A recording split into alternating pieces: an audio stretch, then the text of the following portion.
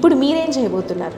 మళ్ళీ నేను చేసింది ఏంటంటే అంతర్జాతీయ విమానాశ్రయాన్ని ఇంతవరకు ఇంటర్నేషనల్ ఎయిర్లైన్స్ ఏవి రావట్లా ముందుకి. విదేశాలకి ప్రత్యక్షంగా ప్రయాణికులు వెళ్ళడానికి అవకాశాలు లేవు. ఆ స్థాయి అయితే కట్టించాము. మోడీ గారు డబ్బులు ఇచ్చారు. నేను కూడా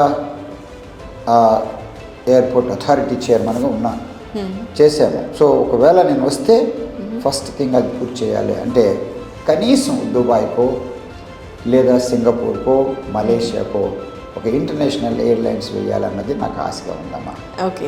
తర్వాత ఈ ప్రపంచ స్థాయికి రైల్వే స్టేషన్ ఇంకా ముందుకు తీసుకుని వెళ్ళి ఒరిజినల్ టెండర్ ప్రకారం కొత్త ఆధునికరమైన restaurants, hotels, cyber cafes, children play area, parking place for 1000 vehicle చేయాలని నాకు ఆశగా ఉంది.